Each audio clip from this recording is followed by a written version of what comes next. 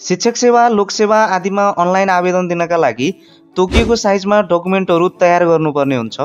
तोकिएको साइजभन्दा डकुमेन्टको साइज धेरै भएमा डकुमेन्टहरू अपलोड हुँदैनन्। डकुमेन्टको साइज घटाउनका लागि विभिन्न एप्लिकेसन र वेबसाइटहरू त पाइन्छन्, तर तिनीहरू सुरक्षाका दृष्टिले त्यति ठिक मानिँदैनन्। आजको यस भिडियोमा मैले आफूलाई चाहिए अनुसारको साइजमा डकुमेन्ट तयार गर्ने एकदमै सजिलो तरिका बताउन गइरहेको छु। त्यसैले भिडियोलाई अन्तिमसम्म हेर्नुहोला। भिडियो मन परेमा लाइक गर्नुहोला र यदि तपाईँ यस च्यानलमा नयाँ हुनुहुन्छ भने कृपया च्यानल सब्स्क्राइब गर्नुहोला भन्ने आग्रहसहित आउनुहोस् भिडियो सुरु गरौँ।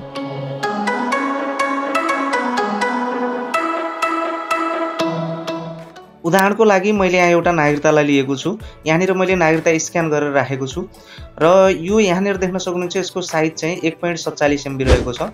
कुनै पनि अनलाइन आवेदन दिनको लागि तपाईले 1.47 MB भनेको धेरै नै हुन्छ। प्राय चाहिँ 500 KB भन्दा तलका साइजका डकुमेन्टहरूलाई मात्रै अनलाइन आवेदनमा चाहिँ एस्युट गरिन्छ।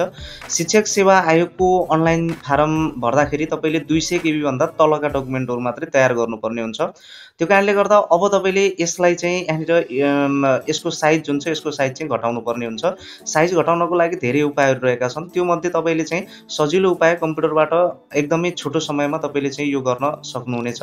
र यसको लागि तपाईले जसको साइज घटाउन चाहनुहुन्छ जुन डकुमेन्टको, त्यो डकुमेन्टमा चाहिँ तपाईले राइट क्लिक गर्नु होला। राइट क्लिक गरेपछि यहाँनिर यी अप्सनहरू आउँछन्। यहाँ देख्न सक्नुहुन्छ एडिट भन्ने यहाँले लेखिरहेको छ, यसमा तपाईले क्लिक गर्नु होला। यसमा क्लिक गर्दा बित्तिकै यहाँनिर देख्न सक्नुहुन्छ यहाँनिर पेन्ट खोलिरहेको छ। यहाँ यस्तो खालको भ्यू तपाईले देख्न सक्नुहुनेछ।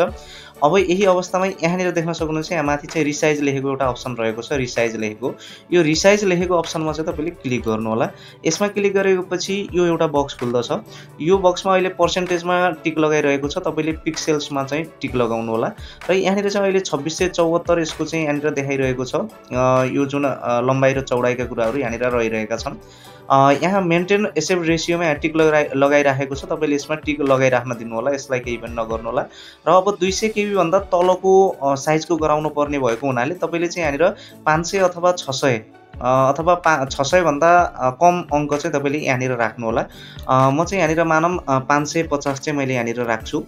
550 राखेपछि यसको चाहिँ जुन यहाँ तलको अङ्क छ त्यो आफै चाहिँ यहाँनिर मिलिरहेको छ। यसलाई तपाईले केही गर्नु पर्दैन। तपाईले जति कम गराउन चाहनुहुन्छ त्यति कम अङ्क चाहिँ तपाईले यहाँनिर राख्नु होला। र यति मात्रै काम हो। यो गरेर तपाईले यहाँबाट ओके गरिदिनु होला। यहाँबाट ओके गर्दा बित्तिकै यो देख्न सक्नुहुन्छ यहाँनिर यो अलिकति साइज पनि यहाँ पनि अलिकति कम भइसकेको छ। अब तपाईले यहाँनिर यसलाई सेभ गर्नुपर्ने छ। सेभ गर्नको लागि तपाई फाइलमा जानु होला।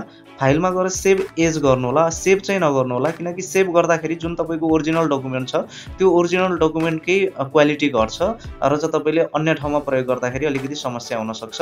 त्यो कारणले गर्दा यसलाई सेभ एज गर्नु होला। सेभ एज गरेपछि तपाईले यसको कुनै नाम दिन सक्नुहुनेछ। म चाहिँ यसको नाम नागरिकता 2 भनेर दिन्छु। र यहाँनिर जेपीजी फर्मेटमा सिलेक्ट भइरहेको छ। यो फर्मेट चाहिँ जेपीजी छ। यसलाई यतिकै रहन दिनु होला र तपाईले यहाँबाट चाहिँ ओके गर्नु होला। ओके गरिसकेपछि यो यहाँनिर सेभ भइसकेको छ।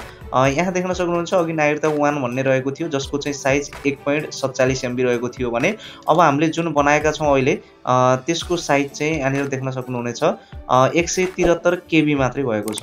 173 KB मा झरेको छ। 1.47 MB बाट 173 KB मा झरेको छ। र तपाईले यसरी नै कुनै पनि डकुमेन्टहरुको साइज चाहिँ तपाईले यसरी घटाउन सक्नुहुनेछ। आफूले चाहेको अनुसारले साइज घटाउन सक्नुहुनेछ। र यो जुन 200 KB भन्दा तलको डकुमेन्ट छ यो चाहिँ शिक्षक सेवा आयोगको जुन अनलाइन आवेदन छ त्यो अनलाइन आवेदनले चाहिँ यो एक्सेप्ट गर्छ। धेरैजना दर्शकहरूले आफूले चाहेको आकारको साइज कसरी गराउने भन्ने प्रश्न गर्नुभएको थियो। त्यही प्रश्नमा आधारित रहेर मैले आजको यो भिडियो तयार गरेँ।